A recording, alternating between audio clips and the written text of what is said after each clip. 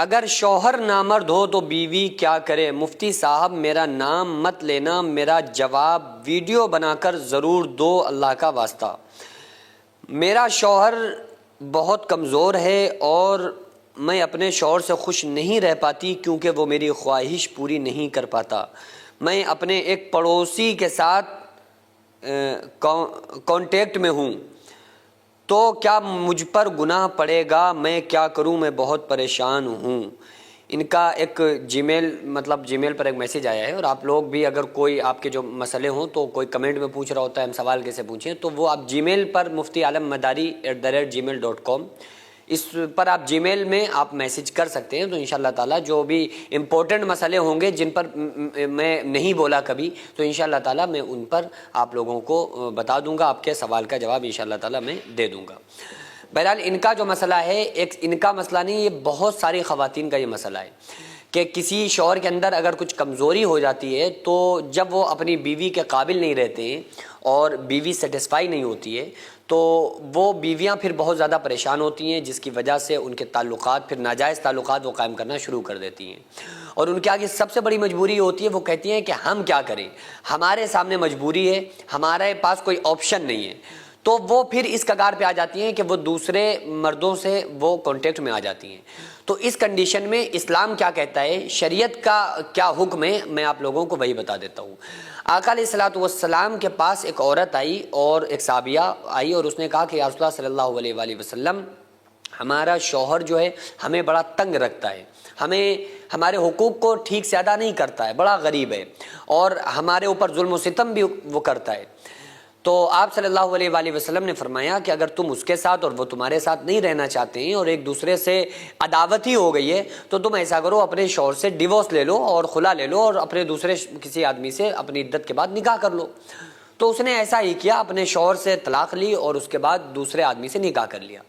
لیکن کچھ عرصے کے بعد وہ عورت پھر آقا علیہ الصلوۃ والسلام کے پاس آئی اور اس نے کہا کہ یا رسول اللہ صلی اللہ علیہ وآلہ وسلم، ہمارا جو پہلا والا شوہر تھا وہ ہاتھ تو تنگ رکھتا تھا مجھ پہ، لیکن میں اس سے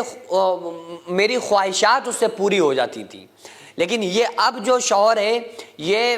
اس کے پاس مال بہت ہے لیکن میری خواہشات پوری طرح سے یہ پوری نہیں کر پاتا ہے۔ اچھا، یہ شریعت کے مسئلے تھے بھائی، انہیں تو یہ ڈر لگتا تھا نا کہ کہیں ایسا نہ ہو ہماری تھوڑی سی غلطی ہمیں گناہگار بنا دے،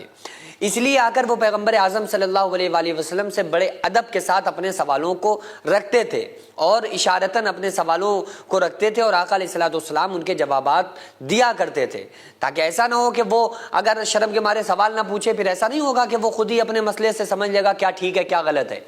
اور وہ غلط کو صحیح سمجھ کے اسی پر عمل کرنے لگے گا۔ اسی کے لیے علماء کرام بھی جواب دیتے ہیں ایسے مسئلوں کے کہ بھئی قوم کو، لوگوں کو صحیح بات معلوم ہونا ضروری ہے۔ تو بہرحال اس صحابیہ نے کہا کہ یا رسول اللہ صلی اللہ علیہ وآلہ وسلم، اس کے ساتھ میں ویسے تو بہت خوش رہتی ہوں، مجھے کھلاتا ہے، پلاتا ہے، میرے نخرے بھی اٹھاتا ہے، کپڑے پہناتا ہے، لیکن جو فزیکلی جو ریلیشن ہے اس میں اس کے ساتھ سیٹسفائی نہیں ہوں۔ تو آقا علیہ السلام نے ارشاد فرمایا کہ تو پھر تم اس سے خلا لے کے اپنے پہلے والے شوہر کے پاس ہی چلی جاؤ۔ یعنی آپ صلی اللہ علیہ وآلہ وسلم نے جس چیز کو مقدم کیا ہے وہ شوہر کی مردانگی کو کیا ہے، یعنی کہ جو شوہر کی اصل طاقت ہے اندرونی، یہ طاقت شوہر کے پاس ہونا بہت ضروری ہے، کیونکہ اس سے کیا ہوگا کہ پھر بیویاں جو عورتیں ہوں گی وہ کھل کر اپنے شوہروں سے محبت کریں گی، بے وفائی نہیں کریں گی۔ اور اگر کسی شوہر کے اندر یہ پرابلم ہے تو پہلے بیوی کو چاہیے کہ وہ تھوڑا سا صبر رکھے اور اپنے شوہر کو بولے کہ اپنا وہ علاج کرائے، شوہر کو چاہیے اپنا علاج کرائے۔ اور اگر پوری طرح سے چانس یہ ہو گئے ہیں، ڈاکٹرز نے کہہ دیا کہ بھائی اب یہ کسی لائق نہیں ہے اور یہ اب کبھی بھی اپنی وائف کی خواہشات کو پوری نہیں کر سکتا ہے، تو اس کنڈیشن میں اسلام بیوی کو یہ اجازت دیتا ہے کہ اپنے شوہر سے الگ ہو جائے اور الگ ہونے کے بعد عدت گزار کے پھر جس سے چاہے وہ نکاح کر سکتی ہے، کیونکہ زنا کی اجازت نہیں ہے۔ یہ نہیں کر سکتی کہ وہ شوہر ہے بس کما کے کھلا رہا ہے اور وہ عورت خواہشات اپنی کسی اور سے پوری کرے، اسلام اس چیز کی اجازت نہیں دیتا ہے۔ ہاں، اسلام یہ کہتا ہے کہ آپ پوری طرح سے آپ اس سے الگ ہوں اور پاک دامنی کے ساتھ آپ کسی کو، جس کے ساتھ بھی آپ نکاح کرنا چاہیں، مکمل طریقے کے ساتھ آپ پھر نکاح کریں، لیں, اس کے بعد پھر آپ یعنی کہ شوہر